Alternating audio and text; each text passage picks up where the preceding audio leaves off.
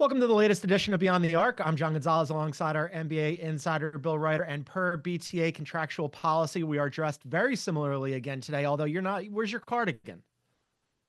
I don't own a cardigan because I didn't think I could pull it off, but looking at you now, because you look good, I want one. If my wife is watching, this is a good, well, my birthday's passed, but a gift at some point. Well, happy belated birthday. This is my just like house cardigan. Normally, viewers of BTA on YouTube know that I generally have in the morning a hoodie on, but I thought because we're on the network today that I'd class the place up a little bit. So this is my Fancy. TV cardigan as well. Yeah. All right. Later in the show, we're going to do team of the night. But Bill, believe it or not, we are less than a month out now from the end of the regular season. So we figured good time for us to do our NBA awards with 1 month left to go in the regular season. We're going to start with the MVP race. Hotly contested discussion around the CBS Sports water cooler about whether or not this race is already over. You and I have talked about it quite a bit on Beyond the Arc about whether Joker or SGA should and could win it. Now, the betting markets have SGA as the heavy favorite, but you and I don't really see it that way, Bill. No, look, it could certainly be SGA. It's a coin flip between him and Jokic. And there's so much plus 400, John. There's so much value. And I know you and I were just talking about this, and we've talked about this on the podcast, but just a refresher, the things that people point to for why it's over. One of them is Tim Bontemps at ESPN straw poll that he does of about 100 would-be voters. But in the details there's about 100 to 106 actual voters every year.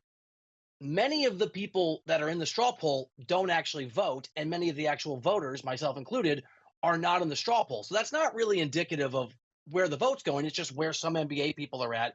And I polled because of the conversation you talked about. I'd already talked to several, and I polled a few more. I've talked to a dozen people who are actual voters in the last week, and all of them, every single one of them, are uncertain how they're going to vote. Many, I would say the majority, but not by a lot, are leaning SGA. But everybody's swayable. I would vote for Jokic if it were today. James Herbert was on that string, our colleague here at CBSSports.com. He has an actual vote. If it were today, he'd vote for Jokic. So it is the tightest race I can remember, and I think it's a little strange that people think it's already decided.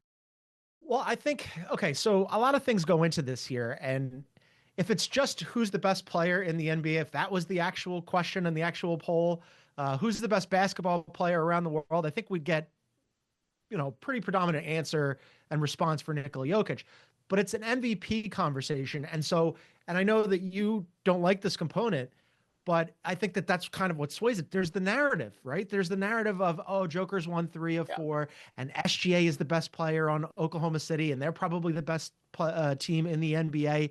And maybe it's his turn and there's some voter fatigue and all that gets baked into it.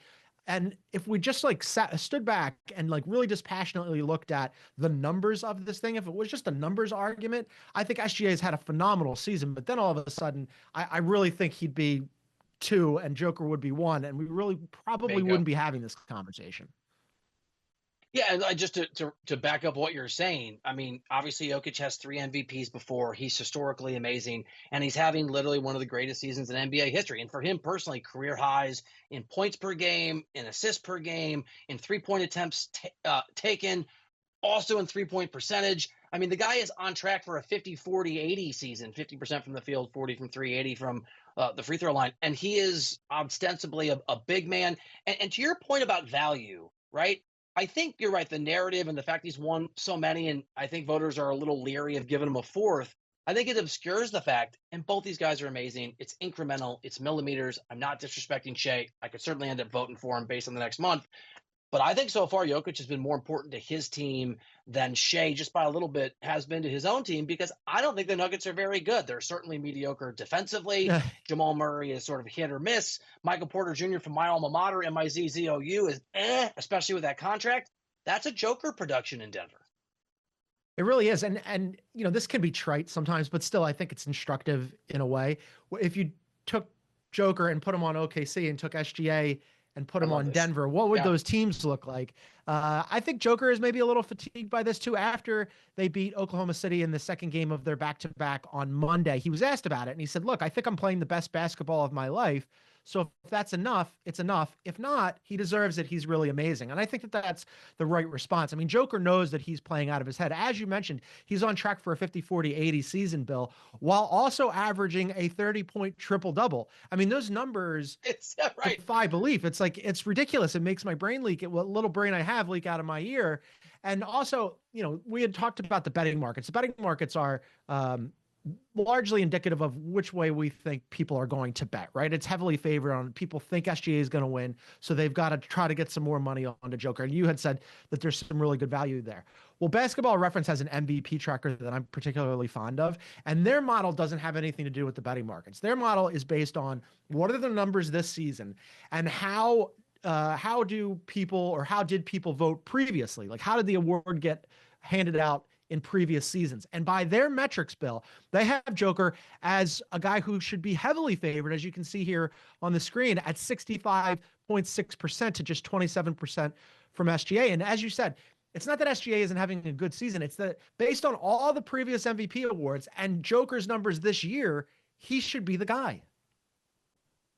Yeah, and I love that because the Basketball Reference model, it's one model, right? But it is looking at what that model thinks should happen. And obviously Vegas odds are looking at what they think will happen. And I think you have to find some sort of happy medium there. And I think Jokic hit it. I love that you brought up that comment because, and I want to clarify that I'm not putting down Shea and maybe I'll end up voting for him. There have been votes in the past where I have voted and I have felt sick to my stomach just because there was no right answer. And really the Jokic, Embiid, Giannis vote I thought was really difficult. This will be more difficult. And when I vote, I'm sure when James Herbert votes, I'm sure when all the voters vote and there's like a submit button, I'm going to feel like I got it wrong because I think Jokic's point is there's not really a right answer. Whoever you don't vote for, whether it's the guy in Denver or the guy in Oklahoma City, it's going to feel really unfair because it's going to be unfair. And so I think the point isn't it shouldn't be Shea. The point is it should be one of these two guys. And I think it'll come down to a lot of what happens, including, John, you're right, the narratives that build over the next several weeks. Yeah, it's not that it shouldn't be Shea. It's that this idea that it's already Shea and that Joker is out of it and that it's a landslide in one favor and that, just based on the odds being heavily in SGA's favor, that it's already over. That part of the narrative, I think, is faulty. We should also discuss who else ends up in the top five, because the top four are most likely a lock, with Joker and SGA in whatever order they fall 1 and 2, and then Giannis and Tatum coming in whatever order they fall 3 and 4. 5 gets a little messy here, Bill. Looking at the Basketball Reference MVP tracker, everybody else after Tatum is at less than 1% to win this thing, but candidates include Evan Mobley, who could and very likely will be the DPOY, Karl Anthony Towns, who that I am a big fan of, although, as you pointed out when I said, hey, I'm not sure he's the best player on his team, but he should probably be top 5, you asked me how that works, which was a good question. Jared Allen's on their list. LeBron James is on their list. Don Mitchell, Domas Sabonis. Who do you have falling 5 at the moment? So Stephen Pianovich is my editor and the guy that's the NBA editor, really great at CBSSports.com. And I basically, as an exercise yesterday, just to put myself to the test, knowing this conversation was going to happen, just emailed him my ballot if it was today. And you're right, 1 through 4 is a lock, depending on the order. This is predicated on he has to come back and he has to get to the game threshold. I think it's easily LeBron James if he gets to 65 games. Because I actually deep dived it a little bit yesterday and I know you made this point the other day on the pod and we discussed it. LeBron's numbers this year are reminiscent of MVP seasons he has had. I think he's at 25-8. Oh yeah, there it is. Look at the producers are amazing here. 25-8-9 if you round up. And the Lakers are in contention. Obviously, Luka Doncic arriving is a big part of that, but it's not as if the Lakers are the 7 or the 8 or the 9 seed like they have been the last few years and sort of scrapping for that play-in. LeBron has been a force this year, and for me, he's easily 5 if he can get to that game, if he gets back and he's healthy and he plays enough games. Yeah, he needs to be back by April 3rd in order to clear the 65-game threshold to qualify for awards and also for All-NBA. At present, with him out, they've lost 2 in a row, and they have fallen to 4th. They're half game back of the Grizzlies, who are in 2nd, and the Denver Nuggets, who are in 3rd place. But yeah, Bill, I'm with you. I think I'm probably leaning LeBron because, earlier in the season, you and I discussed it at length, where his on-off numbers were not great. And then all of a sudden, like he came roaring back, and really before they even had Luka, and with Anthony Davis down and injured for quite some time, he really buoyed the Lakers, and they were fantastic. So yeah, I think that what LeBron has done this year at 40 years old, Bill, is just remarkable.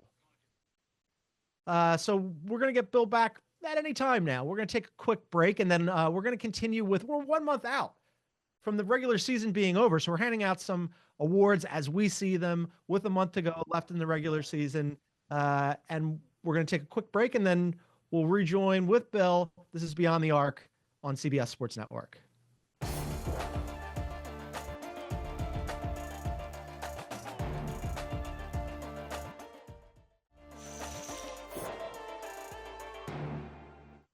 Welcome back to Beyond the Arc. Just a reminder to get us wherever you find your favorite podcast. Please download, subscribe, leave a review, and then on Spotify, if you look below the play button on the Spotify app in full screen mode, you can leave us a comment about the show. Just wrapping up and putting a button on the MVP conversation, Bill. I think we're both on LeBron as the fifth guy in the pool. But is there anything to be said for, or do we think that they'll split the vote between Evan Mobley, who could be DPOY, and we're going to talk about that in just a second, and Donovan Mitchell, who's the best player on that team, but because the team has been so good this year, his lift hasn't been as high.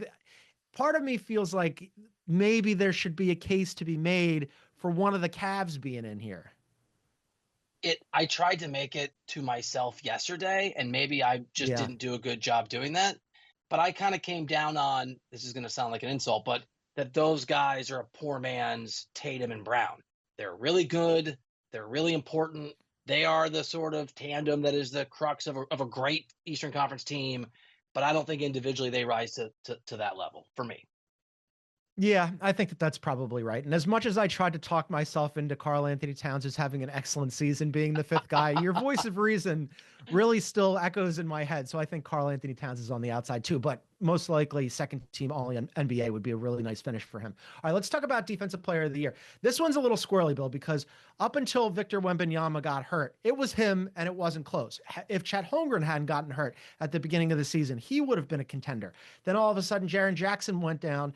We'll see whether or not he comes back from his ankle issue in time for him to qualify for the 65-game threshold. I thought that he was on track. He's certainly going to be, if he qualifies for postseason awards, first team all defense. But right now it looks like it's probably Evan Mobley's to lose, and it's almost a little by default here, Bill. Yeah, and these odds aren't wrong. These odds do not that's fair. Disguise like the MVP race. Yeah, a close race.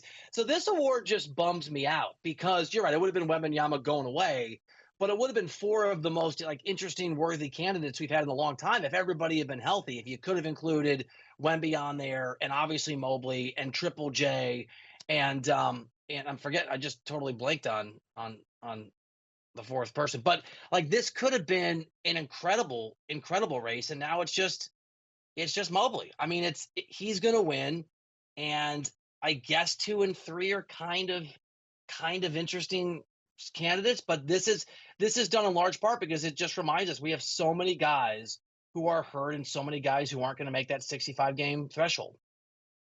So this brings us back to the 65-game threshold, which was recently implemented last year, where, I mentioned Jaren Jackson Jr., and not everybody is going to care about Jaren Jackson Jr.'s next contract. I've brought it up several times just because I think it's so significant. You too.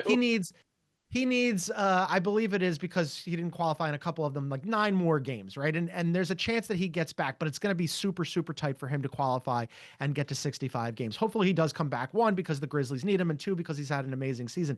But the reason why that 65-game threshold is so significant to him is that his next contract this offseason, it could be the difference of well over $100 million because he missed, say, 7 different games, right? And that is such a thin margin of error.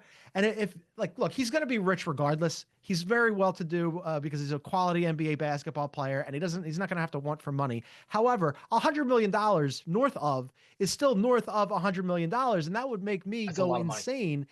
Yeah, and if you're the NBA PA, they agreed to this thing, and I just wonder if, in retrospect, with the benefit of hindsight, they could go back and undo this thing. Chet Holmgren, by the way, brain turned back on. That's like it. My internet. Chet Holmgren. There you go. That's the fourth guy. By the way, you're the voice of reason in my head, in my ear on this one, because I'm the one who got all up in arms on one of the podcasts. Who cares about $100 million? These rich guys. Okay, it's $100 million. Like you should care. I would care too if I was this dude. So I like that the NBA is trying to make sure that guys play, and I understand in the league office, and they really push this, but they have a point. Their view that, hey, first and foremost, this is a product and a business, and we're trying to bring in eyeballs, and that means our best players have to play. I wonder if maybe there's a world where you can shorten, you can lessen the threshold and increase the ability or the willingness of the NBA to be punitive when people sit. Like we just saw the $100,000 fine that went to the Jazz. Because I can remember before this was in place, John, doing this and having guys like Kevin Durant, like LeBron James, who would make, say, third team All NBA for me, who played at a first or second team level, but only played 55 or 57 games. And I was able as a voter, and other voters were too, to sort of triangulate that and figure out the balance. Maybe lowering it to 55 games is that's the recalibration that's a happy medium here. Yeah. Okay. So independent of the 65 game threshold, which again throws a wrench into this whole thing. I mean, if we were putting together, and you're going to have to do this because you have an all NBA and all defense vote, and we'll talk through it on the show. But as I'm looking at defensive player of the year, Evan Mobley and Jaren Jackson, if he qualifies, would be on first team all defense. And then if they didn't have to worry about game threshold, we'd obviously have Wemby and Chet on there. So then who do we have after that? I mean, would we go Dyson Daniels or Lou Dort? Draymond Green is having a really good season. He is. So I'm going to make an argument against Dyson that I think is a little hypocritical, because I wouldn't make it probably against Wembanyama. I think Wembanyama is such a defensive force; it's an exception. But largely, I need you to be a part of a really good defense, just like if I'm voting for MVP, I largely need you to be a top 2 or 3 team. There are exceptions of excellence to that rule. I think Wembanyama, had he hit the threshold and been healthy, would meet that. Atlanta's got, I don't know, the 19th, 18th, 20th best defense in the NBA, depending when you look at it. So Dort, for me, has a better case. That's obviously a dynamic defense for Oklahoma City. I think Draymond Green's really, really interesting. I mean, obviously, the arrival of Jimmy Butler has been a thing that has rejuvenated that team and rejuvenated Steph Curry. And if they can fend off that surging Timberwolves team, they can be the 6th seed. But the defense is 8th defensive rating. They've been really consistent and really good defensively this year. And when Draymond's on the floor, they're always, this year, last year, every year, a markedly better team. And that's because of his defensive contributions, not because he's Steph Curry 2.0. So I think Dre deserves a long look for the back of that ballot. Yeah, so when we do first team all defense, if Jaren Jackson Jr. qualifies, I think it's probably going to be pretty safely Mobley, Daniels, Lou Dort, who you mentioned is on a really great defense, the best defense in the NBA, Jaren Jackson Jr., and then probably Draymond Green. Bill, if Triple J doesn't qualify, that all defense team is going to be an absolute shambles. By the time you get to second team, I don't know what's going to happen. I mean, you're going to have to be like asking. He's not.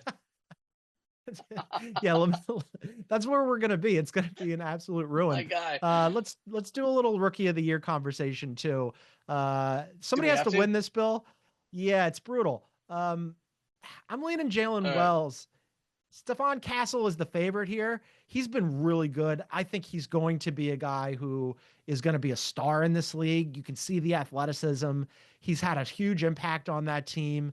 On a team that's on the come. And in the next couple of years, I just love the backcourt of him and De'Aaron Fox. But Jalen Wells is a guy that they picked out of obscurity from nowhere and has had valuable minutes on a team that's second in the Western Conference and has designs on doing something in the postseason. I don't know that Jalen Wells is going to win it, but what a revelation he's been. Yeah, look, it's a really strong case. And again, I think this is one of those awards that can be decided in the final stretch of the regular season.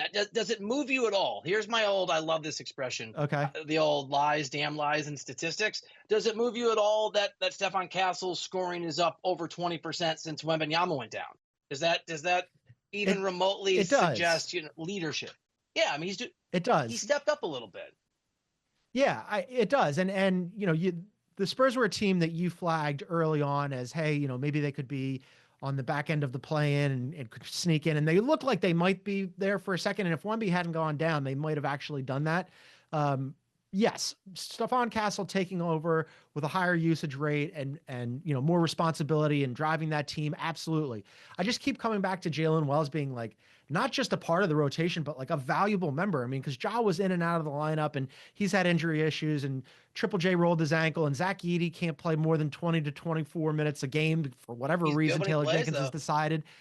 Like that whole team, yeah, he's great when he plays, but that whole team essentially, Taylor Jenkins has decided like 30 minutes a game for like 12 different dudes. That's what we're going to play. Well, Jalen Wells is one of those guys and has become like a pretty valuable starter for them, which is just surprising again, because Stephon Castle, when he gets drafted with the 4th pick, people anticipate that Stephon Castle is going to be good, right? I don't think that anybody thought that he might be rookie of the year, but I can for sure tell you that nobody anticipated that Jalen Wells would be on this radar. It's very surprising.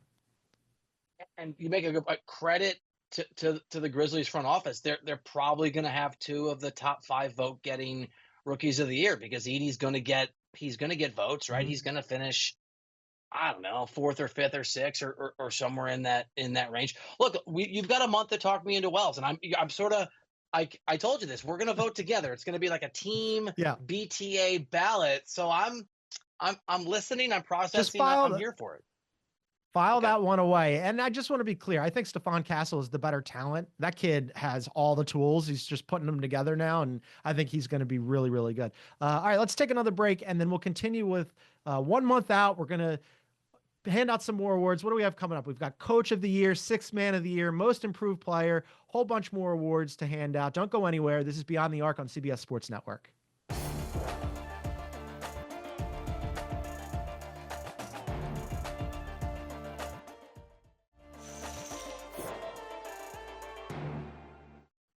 Welcome back to Beyond the Arc. A month to go in the regular season. We're handing out awards or guessing on what we think they should be. Coach of the Year, Bill, is pretty heavily in favor of Kenny Atkinson. No surprise here. The Cavaliers have been a revelation. They've been so good. He's heavily favored to win this one. I think we should talk through the other guys because there's 3 that end up on this ballot. One of them is JB Bickerstaff, who got booted out of Cleveland unceremoniously, washes up in Detroit, even though Shaq thinks that Chauncey Billups is still there. JB Bickerstaff is having a very good season there. He's at plus 650. And then you've got JJ Redick, Taylor Jenkins is going to get some votes. Ime Udoka, we were high on him early in the season. Other than in the non-Kenny Atkinson department, who stands out for you? Yeah, look, I mean, I agree with Shaq. I think what Bickerstaff has done in Portland is significant and deserves to be rewarded. Look, we've had this conversation and you've been incredulous about what I'm about to say because you're right. It's going to be Kenny Atkinson. Everyone's going to vote for Kenny Atkinson. I just think that Bickerstaff is going to at least sort of float across my mind before I vote him second because what Bickerstaff has done is pretty amazing. And it's easy to forget now. That team was a dumpster fire last year. And not only has his coaching done a really impressive job in terms of competitiveness now. I can't talk today. Like I don't talk for a living, John. They've established something that can work down the line, right? I mean, he's not just done a nice job coaching this season. He's literally saved a franchise. He has turned a franchise around and resurrected the hope and the possibility of a lot of these young guys they drafted. And Cade Cunningham was already very good, but he's playing inspired basketball with guys who actually know how to play basketball with him. You're right, it's Kenny. I just think Bickerstaff deserves a pause and some love. Yeah, it is Kenny. I mean, as you pointed out on yesterday's show, the Cavs they're on a 15-game winning streak right now, and it's the second time they've done it this season that they've had 2 separate 15-game winning streaks, which, by the way, is just the second time in NBA history that that's ever happened. So kudos to the Cavs because I thought that they'd be good. I didn't think that they'd be this good. I mean, they have been one of the 3 best teams in the NBA alongside Oklahoma City and Boston this year, and they're going to be the 1 seed in the Eastern Conference, and I think that they're on a collision course with the defending champs for the Eastern Conference Finals, and what a fantastic season that'll be.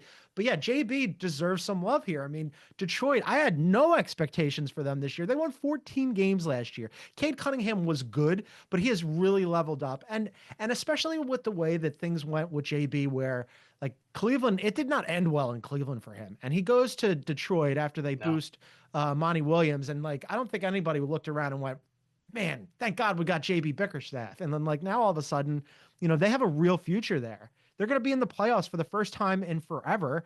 And they could be, we were talking about this yesterday, man, between them, somewhat they're going to fall somewhere in the 4, 5, 6, along with the Bucks and the Indiana Pacers. And if they get the Bucks or the Pacers in the first round, that's a tough out. I don't think that the other two teams are going to look at them and I go, agree. "Oh, we got this locked up." Yeah. What about JJ? I mean, JJ has entered the chat. Credit to you. So, like, full disclosure to new viewers of BTA here. I like that we've shortened it to BTA. It's got a Yeah. nice little ring to it. I like that you did it. It's like the card pull. You can pull it off with the cardigan like that. You have to first introduce that with some style, and then it works for guys that are dressed like me. You called it. You thought Redick was going to be sensational from jump from the very beginning. I wasn't. It wasn't that I was skeptical that he was going to be great. I was just uncertain. Maybe it is what I was skeptical. I thought this idea of anointing him as this great coach was silly, but he's proved it. And the way that this team played and has played defensively, even before Luka came on, if you want to talk about sort of being rejuvenated, not that he's a defensive force, and Anthony Davis was hurt, up to and including, and they've dropped a few now with LeBron hurt, but just the way that they played, it's been really impressive. Pre-Luka, post-Luka. If my ballot went today, it'd be in the order that we're talking about these guys. Yeah. And with all respect, there's a lot of worthy candidates in that sort of 2, 3, 4, 2, 3 range. There's several names that are going to be left off the ballot. I think Redick gets on there for 3 for me if it's today. Yeah, I want to be clear that I wasn't sure that it would work out for JJ and the Lakers because that's a big lift. And before, they just, I don't know, sprinkled some magic pixie dust on the team in mid-January before when AD went down, before they got Luka and they figured it out all of a sudden. It didn't look great. I just thought that JJ, having spoken to him quite a few times over the years, is just a smart guy and he loves basketball and he has ideas. And like that goes a long way for me when you have like some sense of gravitas. Doesn't mean it's going to work out. Doesn't mean you're going to be a good head coach. Doesn't mean your team is going to win. It just like, I like starting at a baseline of, oh yeah, that coach is smart. And then we go from there. What about sixth man of the year here? This one is interesting, Bill. Peyton Pritchard is the favorite here, followed by Malik Beasley, DeAndre Hunter, who had a good season in Atlanta before getting traded to Cleveland. Naz Reid, the defending sixth man of the year, has had another good season. Ty Jerome has washed up out of nowhere for Cleveland as well. And then Bill, we have spent an inordinate and surprising amount of time on one Russell Westbrook this season, who's been in and out of the starting lineup, but kind of like projects as their sixth man. And a lot of that has to do with Joker. Is this chalk for you, or are you going off menu and not picking Pritchard? No, Beasley, I think, would be my vote today. And it would be close, but I think that's where I would go. DeAndre Hunter is really interesting. And I think he's played 10 or 12. He's played, about a dozen, a little bit less than a dozen games in Cleveland so far. And so is that supposed to impact things? I mean, if you're the sixth man of the year and you're supposed to have this impact off the bench and you have it for 2 different teams, I haven't got my mind around whether that's much ado about nothing or it matters, but he's been incredible. And so depending on that, he might be competitive too. Pritchard's incredible. He's been great. I just think Beasley's had a better year and being a veteran of sorts for a very young team that's overachieving and playing that role. And look, sixth man of the year is about a lot of things. Some of it's about humility and leadership and the willingness to be really excellent and still not be the guy that's one of those 5 that get to start. That I think is particularly important when you're with a young overachieving team. If it's today, Malik Beasley is the guy. There's time, it could change, but it's certainly not chalk for me. You're talking me into Beasley here because I had it Pritchard, but then the more I thought about the Celtics, everybody on that team, he has so much more support around him, and his job is to come in and be the microwave six man off the bench and just jack up shots. And they all jack up shots and they can all shoot 1 through, last night, wherever Sam Hauser falls on that list. I guess it would be, Al Horford at 6, Pritchard at 7, Sam Hauser at 8. It's really remarkable, but Pritchard has a lot more guys around him to take some of the heat off of him. The Pistons, for me, Cade Cunningham has really stepped forward, and we're going to talk about him in a little bit. But beyond that, with Jaden Ivey being down, you've got Jalen Duren. He's been good. Beasley has done a lot of heavy lifting on that team, so that's a good one. Yeah. DeAndre Hunter here, he's had a great season, but I've always wanted more out of him. This is his best offensive season, his best shooting season, his best scoring season, Bill. Defensively, he has all the tools. I want more from him defensively. He should be a perennial sixth man of the year candidate, and that he's just sniffing it now this far into his career is a little bit of a disappointment for me. And to your point about Pritchard, and I know it's not as if DeAndre Hunter was bad with Atlanta, but now he's in a place in Cleveland where he's on literally the best team in the NBA, at least by record, and he has a lot more around him. They're a fully complete team. They do this thing called play defense, and last I checked, Atlanta Hawks, that's sort of important to success. And Yeah. so it's not that he's not great, but he's been able to be plugged into and maybe have a little more of a spotlight on him because he's at the right spot, and that was expected when he went there when he got traded. I'm going to go back to Beasley. Beasley's in a place where everyone thought this place is going to be a disaster. Why would anyone want to play for that team? So the same sort of what Beasley brought to the table and the surprise factor, which matters to me, sort of like the lifting up. No offense to DeAndre Hunter, but you're right. Yeah, he hasn't done that. He got put into a pretty good situation. Yeah, we'll have to talk through Pritchard and Beasley. I just want to give a little bit of love to our guy, Russell Westbrook, too, who's not going to win it, plus 5,000. But coming into this season, I think it's safe to say, whatever Joker did to talk him into being a relevant and useful player again is pretty remarkable. And also goes back to Joker's MVP case that, forget about his numbers. He somehow made Russell Westbrook useful again. And both of us came into this season looking at Russ going, man, that's not great. I don't love him as their sixth man and, marshaling the second unit. And then I don't know, not even halfway through the season, Bill, you and I were like, Russell Westbrook is a thing again. So shouts to Russell Westbrook. Well done by him. All right, we're going to continue with our awards 1 month out from the end of the regular season. Coming up, we've got Most Improved Player and Clutch Player of the Year. This is Beyond the Arc on CBS Sports Network.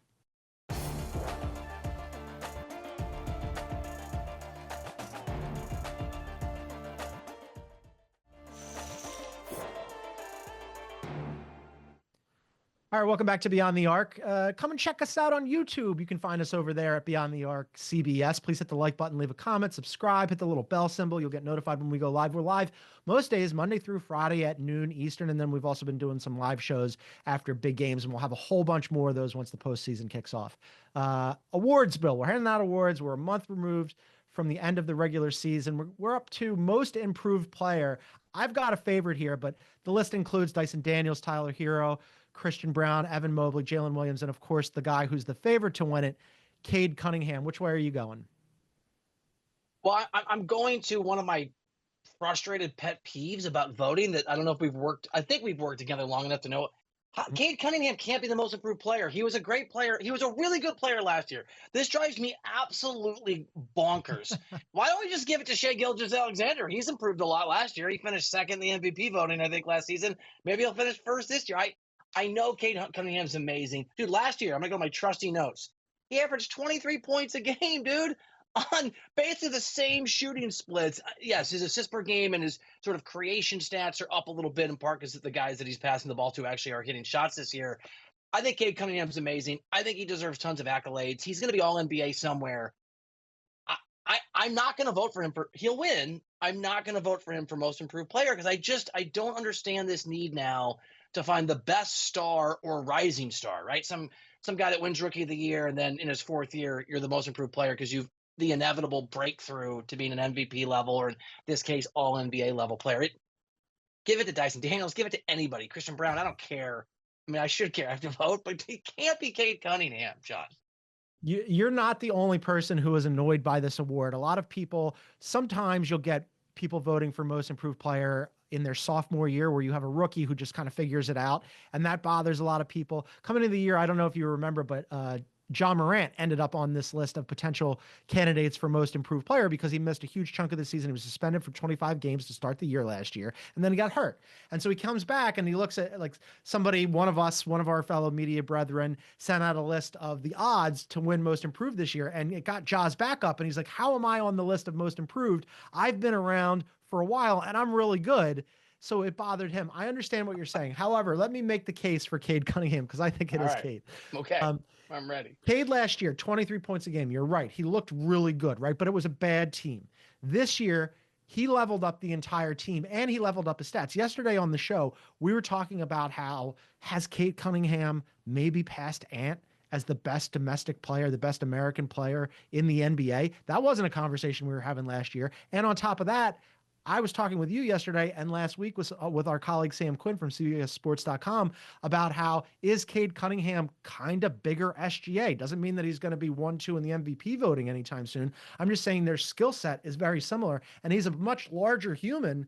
That's my case for most improved player, where he went from, hey, that kid's pretty good, we'll check him out in a couple years, to, wow, he's here right now and the Pistons are good. Have I convinced you? Great case. Wonderful argument. Loquacious, smart, stats-driven. I am unconvinced. I remain. I know you were watching Pistons games, but also they were on a really, really bad team where people weren't. Shaq's still not watching. Where people weren't watching this team, and so maybe he's getting. Look, I understand. Based on the way that the rules are written, I kind of understand it's wide open. I'll close here. I wish they would institute something where if you have been on an all-NBA or all-rookie team in the last 3 years, for example, or some other metrics, you've been a defensive player of the year on a ballot or something, that you don't qualify. Because I do think that guys that make significant leaps that are unexpected, that are career Cade Cunningham was always going to make all the money that he could make. Anybody out there would pay him all the money. That, to me, isn't a most improved player. To me, it's somebody who is surprising and has turned around their fortunes in the NBA at a pretty significant level, just for me. Yeah, that's fair. I guess I'm drawing the contrast between how slow he got off to his career, and he was injured, and he wasn't that effective, and people were like, he's the first pick, and like, is he like, not to say that people were wondering if he was going to be a bust, but just hadn't played up to the level that he's playing now, where he's absolutely amazing. All right, so let's put Cade to the side because you're not in on Cade. Let's find somebody for you. Most improved player, non-Cade Cunningham division. I mean, are you thinking Dyson Daniels? Tyler Hero's had a very nice season. Like they handed him the keys. Tyler Hero. Christian Brown is on the list. Jasmine wrote a good piece for CBSSports.com about him entering the conversation. Okay, here's one for you. Evan Mobley is probably going to be DPOY. Could he also be most improved? Because DPOY, I mean, that's a level up for him. For the same reason. I can't go down the same ridiculously angry rabbit hole I just went. But I do like Dyson Daniels a lot. Changed teams, leveled up, right? I mean, he's been significantly better offensively, and he's good in so many facets of the game. I think Christian Brown's really interesting because we talked about the lack of depth in Denver, and that's still kind of a thing. And you mentioned that Westbrook has surprised all of us and put our heads on a swivel to understand if that's the same guy. But Brown has been really important to just the way that he's played, and that is a leveling up in which there's real pressure because you're playing with the best player on earth, and you just won a championship a couple of years ago.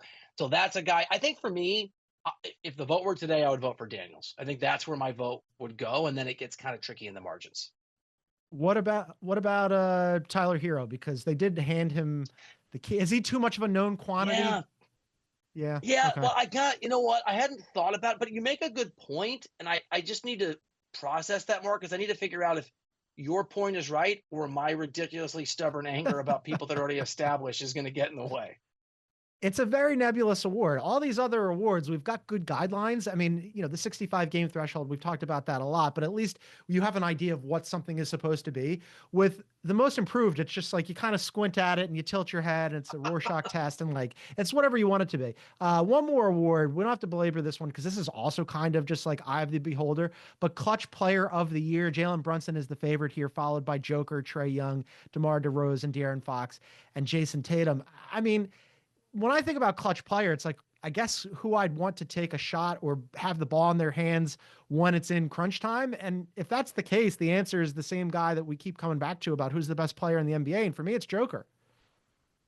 Yeah, I think it's Joker too. The Brunson thing is just a reminder to our earlier conversation why I won't put Cat on my MVP ballot because you're not the best player on your team and you're not the most clutch player on your team.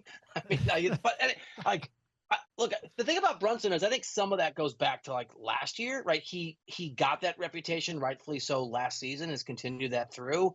I mean, I haven't looked at the stats as deeply on this as some of the others. Steph Curry's not on that board, but comes to mind because he's always reliable when they need him. But it's Joker. I mean, the winner of the award should be Nikola Jokic. In most of these cases, we could just give it to Joker, but they wouldn't let us do that. I mean, if you wanted to make a case for Nikola Jokic for most improved player, you could do that too, because as he said, he's playing the best. He's playing the best basketball of his life by his own account. So why not give him that award too?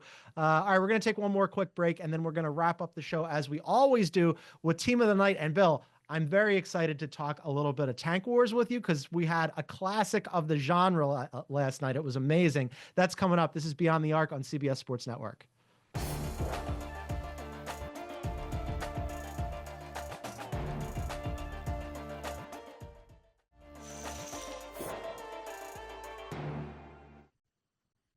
All right, welcome back to Beyond the Arc. You can see our team of the night leaderboard there. The Warriors breaking away with 10 selections, followed by the Cavs, who are on a second 15-game win streak with 8 selections. We like to do team of the night at the end of the show to shout out some teams from the previous evening. A lot of the time, it's genuine and earnest. Some of the time, it is not, Bill. We're going to let you go first. Who do you have team of the night from last night? So I really want to find a way to go with the Timberwolves because that's a really nice win last night against Denver, and they keep winning games. But it's for me, it's the Thunder. I mean, you beat Boston. It was a great game. Post game, I don't know if you watched this, John. You could just tell how much the Celtics, and they should, but respect defending champions, really respect that Oklahoma City team. I think they recognize in them a similar path that they've taken before. Shea was amazing. It was a great game. It's a signature win. It's obviously on the road for Oklahoma City. So congratulations to the Thunder. Huge statement win and team of the night for me. Statement win for sure. That was on my list. I mean, to go into Boston and get a win, especially when you're coming off of that loss at home against Denver, where you're like, okay, these are the teams that we're going to have to position ourselves against when the playoffs come around, and that's who we're measuring ourselves against. Yeah, that's a good one for them. They were on my radar. The Knicks were on my radar. I don't know if you saw that Mikal Bridges hit a game-winning 3 in overtime after saying, hey, Tibbs, can you maybe not play all of us 47 minutes a game? I joked on social media that after hitting that game-winning 3 for his insolent comments that Tibbs was going to make him run laps. But congrats to Mikal Bridges. That was an awesome 3. I'm going to go a different way, Bill. I'm going to take the Philadelphia 76ers. And you're going to say, why am I taking the Sixers? They lost a game. Well, they lost to the Raptors. And man, the muscle memory for the franchise is kicking in because the tank is on, Bill. They are now in a tank war with the Raps and the Nets. If they finish with the worst record among those 3 teams, they'll have around a 62% chance to keep their pick, which is top 1 to 6 protected, to Oklahoma City. If they finish with the best record of those 3 teams, then they'll have just a 30% chance. So you basically go from 1-3 to 2-3, depending on if you can jockey below those teams. Last night, Bill, the Raptors tried their hardest to lose this game. Did you see who they started last night? Yeah. I was rooting for you because I want the Thunder to get the pick. Oh, man. I mean, the Raptors started Jakob Poeltl, Jamal Sheed, who's had a nice season, Jamison Battle, Jared Rhoden went for 24 and 12, by the way, and Lawrence Jamison. I'm kidding. I made up the last name. You didn't even know it. They started a guy named Colin Castleton. Like, the Raptors tried as hard as they could to lose that game, and somehow the Philadelphia 76ers still lost, and that's why they remain the best tanking organization in the NBA. It is remarkable how the worm has turned, because at the start of the season, when we were doing this podcast, I was telling you, plan the parade, baby. They can do it. And now we're having legitimate tank war conversations about your Sixers. You were right. They're a desolation. Yeah. So I feel more comfortable with this at the beginning of the season. And even in the offseason, when Daryl Morey identified PG, and I said, if they can sign PG, that's plan A. And I'm not sure if they have. I mean, obviously they had a plan B, but I don't know what it would have been if they hadn't signed him. They would have reboot the thing on the fly with, various pieces cobbled together from wherever. I thought it made complete sense. Then the season started and the wheels came off and Embiid couldn't get healthy and he shoves a reporter and PG was broken and they couldn't get everybody on the floor together. And then when they did, none of them looked good together. This is my preferred default state. The Sixers have to lose to achieve something. Yes, and please. Thank you very much. The process 2.0. Congratulations. Your happy spot. Your happy place. It is very much my happy place. All right, that's going to do it for us today. We're going to be back at it on Friday. Not us, but other people. You should check out the show live on YouTube at noon Eastern. I believe it'll be Brad Botkin and our guy Sam Quinn, both from CBSSports.com. Be sure to read all their stuff. But you can find them on YouTube at Beyond the Arc CBS. Again, as I mentioned, at noon Eastern for now. For our NBA insider, Bill Reiter, I am John Gonzalez. Thanks for tuning in, everybody. See you tomorrow.